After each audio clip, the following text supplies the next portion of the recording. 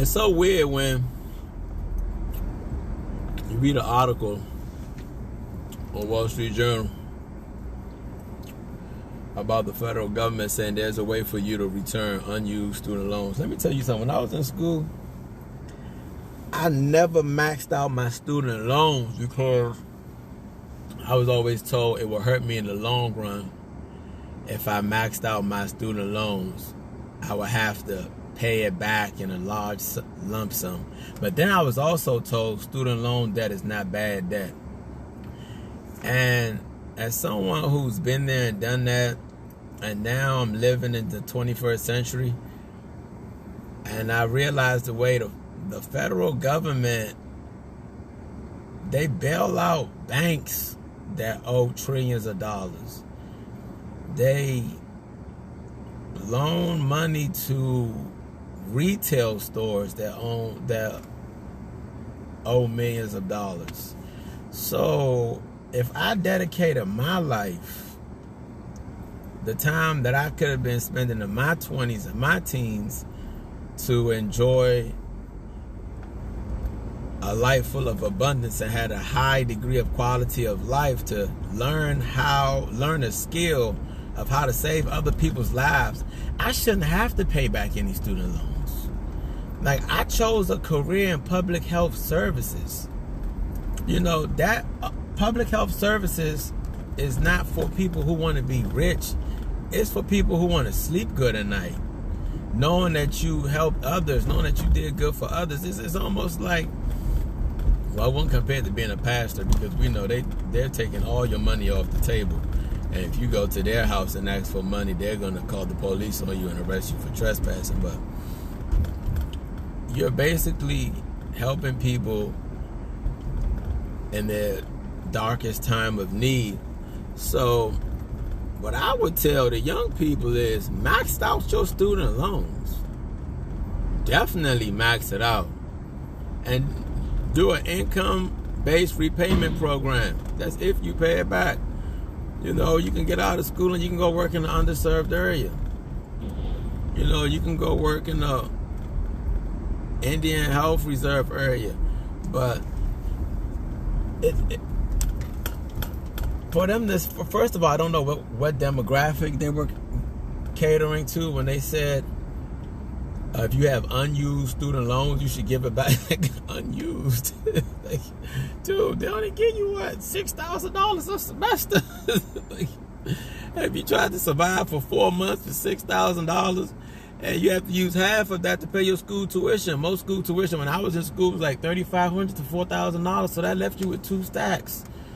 So $2,000 to spend from, what, August, September, October, November, December, like 2005 months, bro. That's not a lot of money. Like how would you have anything unused? But the maximum that I could have took out was $12,000, but I only took out $6,000. You know, I made it work with ramen noodles and you know, all sorts of unhealthy food I don't even want to name here, peanut butter and jelly hand sandwiches. But I wish I would have maxed out my student loans, you know, but I didn't. You know, I wouldn't say I struggled. I just made it work, because one thing about struggle, you don't realize you're struggling when you're doing it, because it seems normal, you know. But in the future, things that seem dim to you now becomes clear to you later on.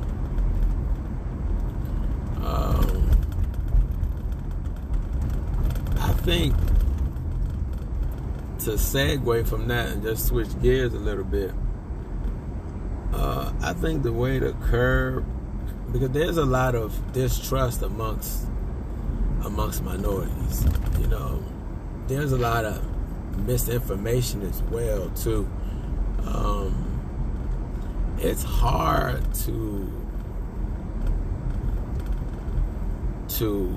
level up or to ascend in the world on a socio-economic platform when you don't have any information, and you don't have information that you can put to use.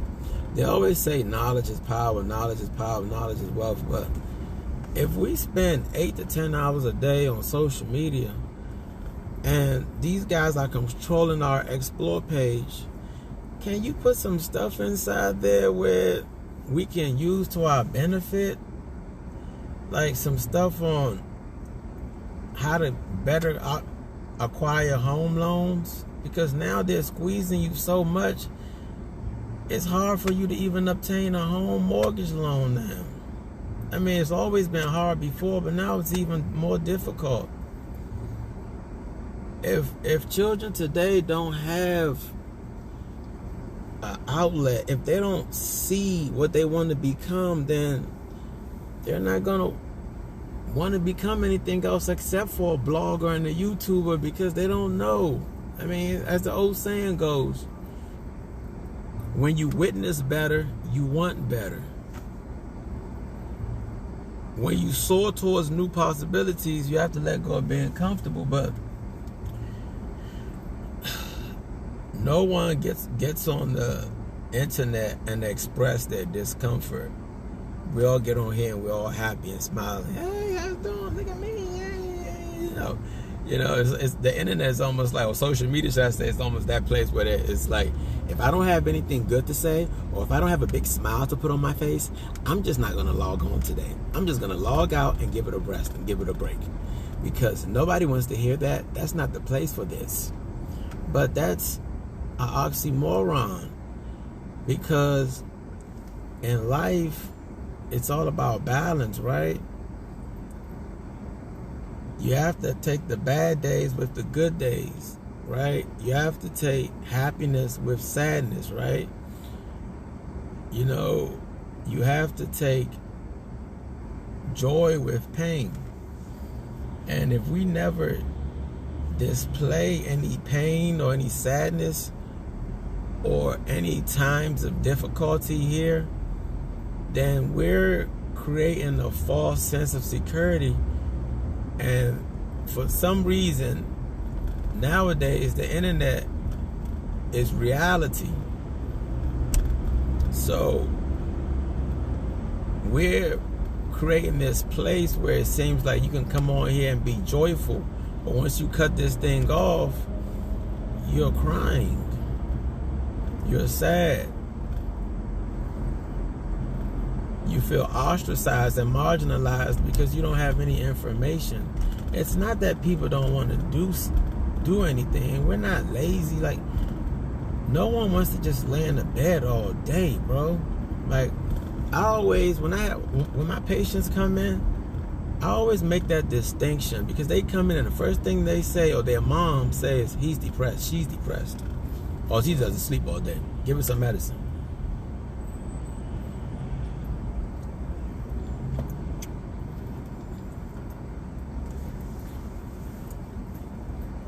But once you question the patient and you really get down to it, you understand that they're not depressed. Like, they don't have a chemical imbalance depressed. So when I say depressed, meaning like they don't have a low dopamine concentration in their brain. They're not low on serotonin. They just don't have answers to questions that they would like to ask. But since this is not the platform where you ask questions about, you know, how can I make it in life? Like, how can I, not even just make it in life, because that's too broad. How can I reach someone in the field that I want to work in, right? Or how can I work on being a better person? Or how can I work on not feeling bad, not thinking of bad thoughts? You understand? Like, that's why I always give an honest appraisal of my beliefs. And I don't have that whole cognitive dissonance thing, because cognitive dissonance affects us a lot. You know what cognitive dissonance is? Let me give you the definition. Cognitive dissonance is basically when you have two opposing thoughts or opinions in your brain. And those two opposing thoughts or opinions, when you can't find an answer to it, it causes anxiety, it causes fear, and it causes confusion. It's like you're having an internal battle with yourself. You're at war with yourself. And the fact that we go and find people, some subconsciously or consciously, we find people that are in the same position that we're in, and that are doing the same thing that we are doing. Therefore, we're content and complacent with our group and the people that we are with. I mean, and that breeds discontentment eventually, because you don't go anywhere. And yes, you know, we know the fancy cliches. You know, if you're the smartest person in the room, you need a different room. Like, dude, like, be quiet with all that. Like, intuition doesn't make you smart, bro. Like, you can't speak from a place of your own experiences all the time. Like, you just can't. You have, because like, even me, the only thing I know is that I know nothing at all, because I'm still learning.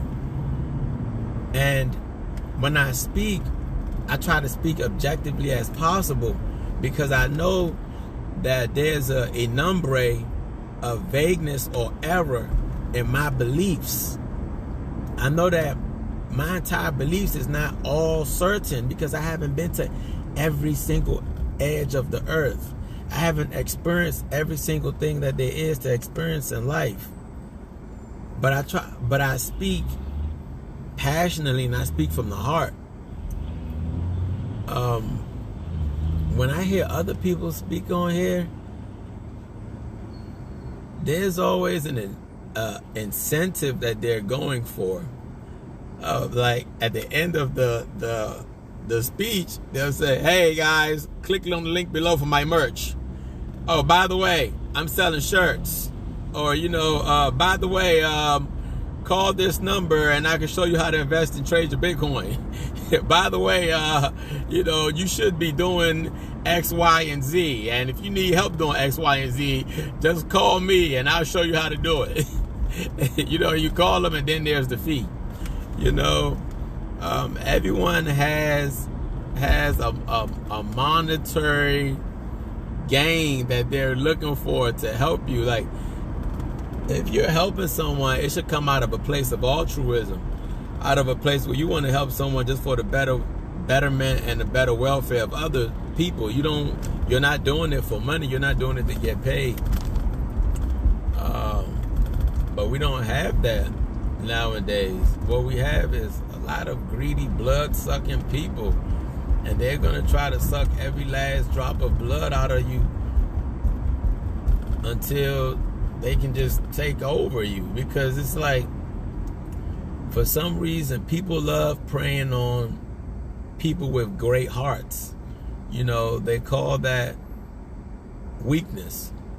And a lot of people are wolves in sheep's clothing, but you just don't know it, because they come around you with this veil, and, you know, they're always nice to you, and they know that there's an end goal for them, but they never have a disagreement with you. They never have a debate with you. They never have any conflict with you. And having conflict is the only way you can know who is there because you're beneficial versus who is there because they really love you. Just like death is there because it shows us who we really love and how to spend time with the people that we care about the most. And unfortunately, we live in a capitalistic society, which doesn't make anything better. But once you get out of capitalism, like, just because you live in capitalism doesn't mean capitalism has to live inside of you. Remember, this is just a capitalistic society, right? But you don't have to always chase capitalism. What happens when you chase capitalism from a physiological perspective? You're always on heightened alert, right? Because you're always thinking about the next big play. You're always thinking about that next dollar. If you lose a dollar, you're mad, so you're trying to double down on the next dollar so that you can make $2. If the guy standing next to you has $3, now your heart rate is accelerated. Now you're vibrating at a lower frequency Because you're what? Jealous. You're envious. How does he have 3 and I only have 1? I don't even have 2. He doesn't deserve it. I deserve it. So you're constantly thinking about what? Money, monetary gain, capitalism. You know, capitalism, to me, kills more people than disease. Because jealousy and envy and greed doesn't lead you down a road to success. It leads you on the path to destruction.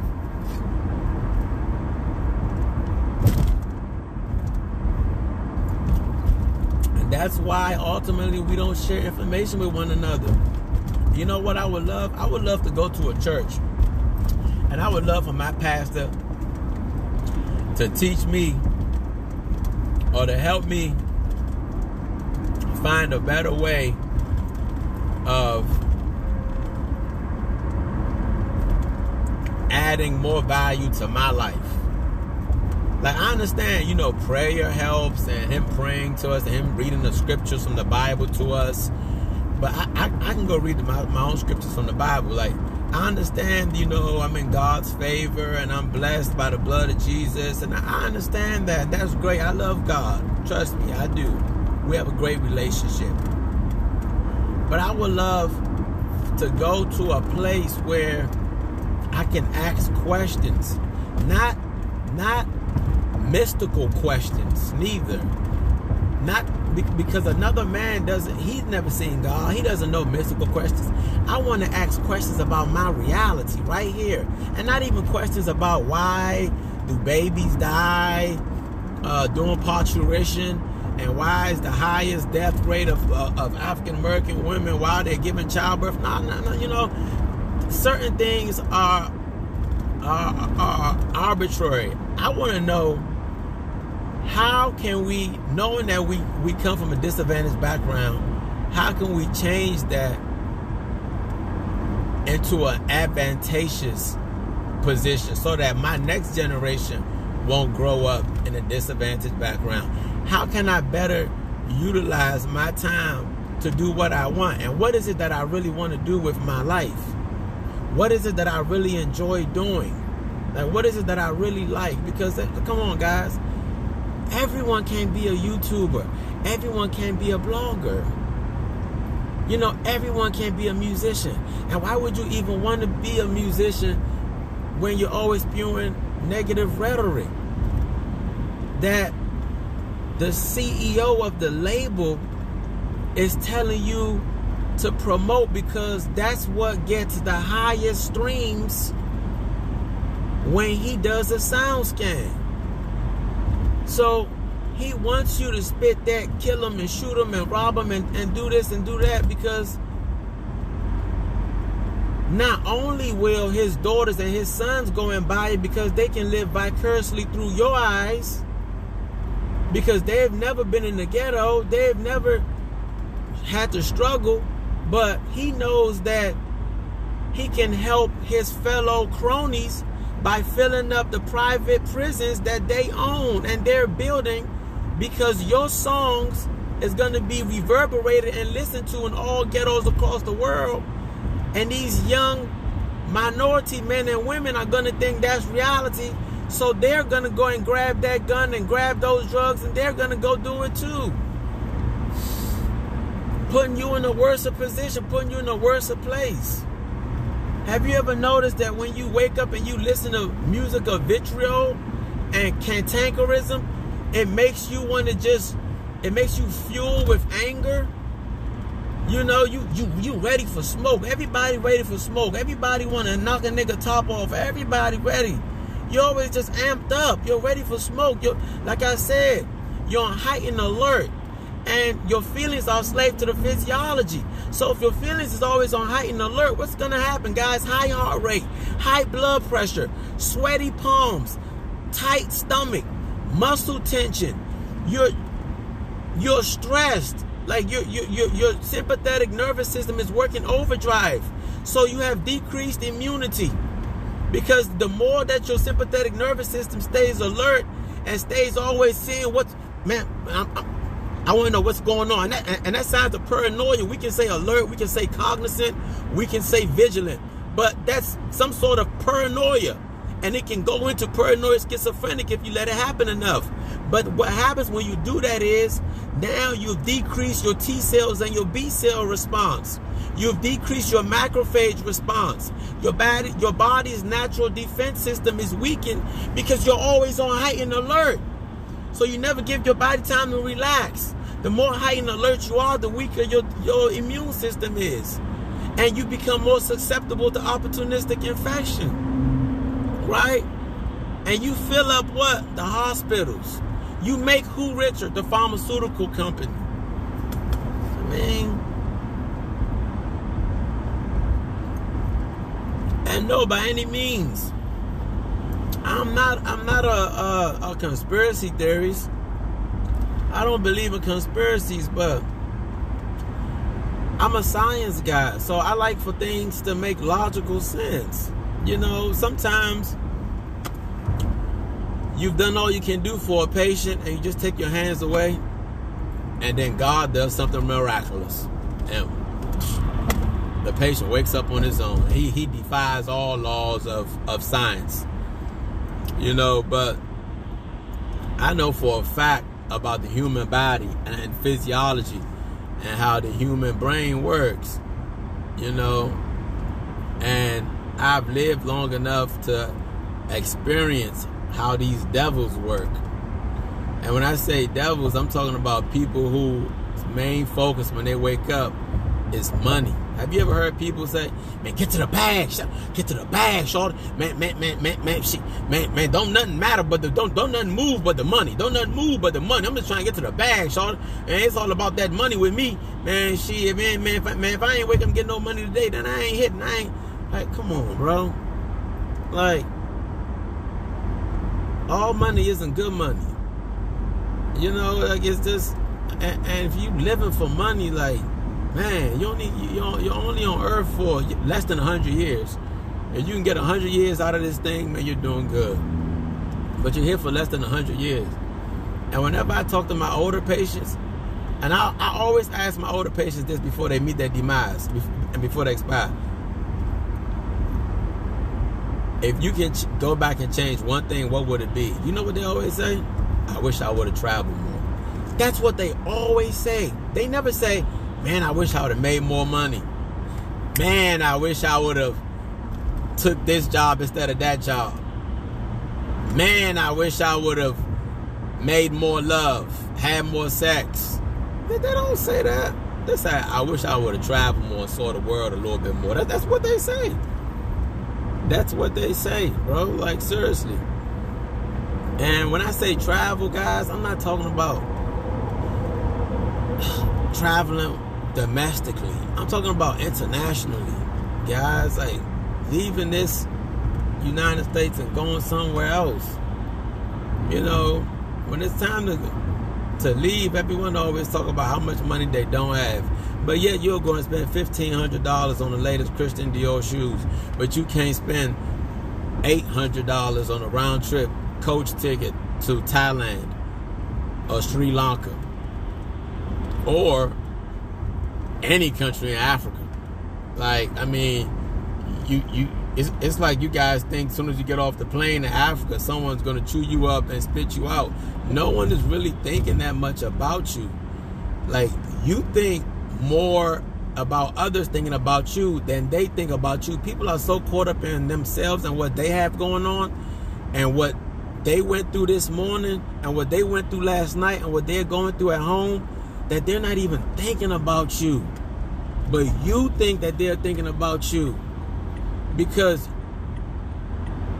you're not satisfied with yourself. So what I say is, like, just traveling. And I don't mean traveling like, oh yeah, man, you know, I gotta go get fly if I travel. I gotta go stay at the Four Seasons Hotel. I gotta eat the nicest food. I gotta go get me a nice rental car and drive down. Nah, man, like, you don't need all of that stuff, man. All that stuff becomes convoluted. And it's needless, and it's excessive, and it's ostentatious. Like, it's just, you're just being flashy for no reason, and no one likes that. No one appreciates that, and you can't really enjoy your travel experience, if it's all about how you look and your pretentiousness. Nah, you just have to like embrace yourself in the culture and accept the culture and enjoy where you are, enjoy different foods, speak to people. Like when I went to Amsterdam when I was 18, I met someone from Romania. And this guy said in Romania, when you go to college, it's a free ride. But if you don't finish college within 4 years, if it takes you 5 years, then you have to pay for it. But if you finish within 4 years, it's paid for. They give you a stipend and they pay for your college tuition. I would have never known that. You know, here, it's like they put you in a piece of crap public school all through until you're 18. And they don't teach you anything but this outdated math and this outdated social studies that you don't even understand. And then you turn 18 and they tell you to go to a college, and you get to that college and it's just partying, and they don't teach you anything neither. Then you become 22, 23 years old, and you're supposed to go out into the real world and be the best you can be. That's why everybody turns around and goes into the army. I mean, you don't even know who you are until you're 35, 36 years old, because it takes you from 25 to at least 35 for you to know who you are. Like, and by 36 is when you start, like, because the majority of what I learned in school, I wasn't able to apply after school. It was what I taught myself after school was over that I was able to apply. That's where the majority of my knowledge came from. And my wisdom. So, in conclusion, yeah, let's just try to be more knowledgeable. Let's try to have good, decent knowledge, and share good, decent knowledge, because what's the purpose of holding on to information if you can't share it with the world or share it with someone else who may need it? You know, because whenever I talk, I feel like I'm talking to the 15-year-old me. You know, and if I could talk to the 15-year-old me right now, you know what I would say to him? Be patient. Take your time. Like, 15, you're still a baby. You're not a girl. You're not a man. You know, and you know, we have to grow up so fast in my family, in my community, you know, because it's like, no, you don't want to be 25 and not have your own place. You know, I remember listening to Biggie Smalls, being broke at 30 gives me the chills. Like it's what you call broke. Because would you rather be a millionaire at 30 and not have any knowledge of anything? Meaning, like, you've always had everything given to you, but you have money, but you don't have any knowledge of self. You don't have any knowledge of the world or how it works. You don't have any knowledge of the sun, the stars, the moon. You've never been anywhere, but you have money. Or would you rather be 30 years old and you have knowledge of self, you have knowledge of health, you have wisdom, and you don't have the money? You know, because money is just a materialistic thing. It comes and it goes, you know. And the only people that care about money really, you know, yes, are the people who don't have any. You know, unfortunately. And that's like 90% of the population. You know. And that's why, you know, you see a $1,400 stimmy and you go crazy. Where you look at Italy, they've been giving up folks $2,500 a month since last March. So you're talking about give me that $1,400 stimmy. Dude, a $1,400 stimmy, I still ain't get my stimmy, but a $1,400 stimmy can make you love the government that you once were criticizing and bashing. There's something wrong with you. Like, that's why I said we need to go to other places. Like, you need to go to Italy, where they make the employees go on a 1-hour lunch break each day. Sometimes the men leave at 4 o'clock and go home and drink wine. You know, women can't even work more than 6 hours in Italy. You know what I mean? And that's because it's not about a monopoly. It's not about who's the biggest millionaire, who's the biggest billionaire. Have you ever noticed that when you see millionaires and billionaires, it looks like they're always worried about something? Like they're always worried. And in your mind, you think, oh, as long as I have money, I will have no problems, because all my problems are financial. Let me tell you something. If all your problems are financial, you have no problems. Real problems are predicated upon death and loss of freedom and terminal illness. That's it. Those three. That's a problem. You have a terminal life-ending illness, some sort of stage 4 lymphoma. You have a loss or potential loss of your freedom, meaning you're going to be in a modernized slave trade in jail for the rest of your life, or death is imminent. Those are the only three major problems. You not living in a big house is not a major problem. You not having clean clothes is not a major problem. You not having clean water to drink, well, you need water to live, but you know, I mean, you see how they doing this out here. I don't even know if I'm drinking clean water. So, I mean, even though that's not a major problem, you know,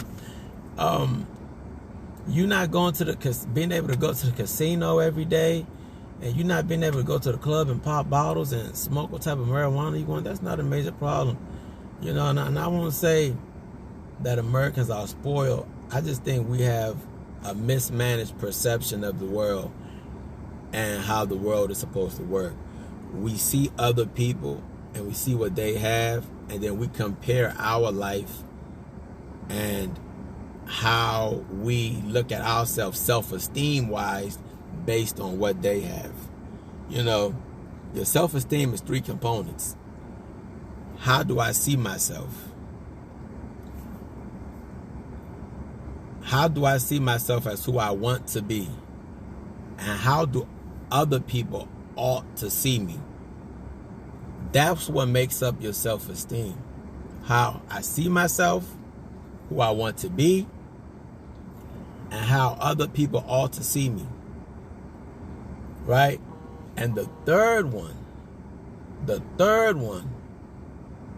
is the one that gets us every time. Because you compare yourself to other people and you think they ought to see you that way. No. We all have our own DNA. We all have our own genome. We all have our own polymers. We all have our own specific DNA transcription that makes us unique to ourselves. If you're constantly trying to be like someone else, then you do yourself a great disservice of finding your God-given gift and your ability and tapping into who you are and what God has given you to put off into the world. I don't want to be long-winded. That's it for today. We'll be back again tomorrow. I wish you love, peace, and happiness. Thanks for listening. Goodbye.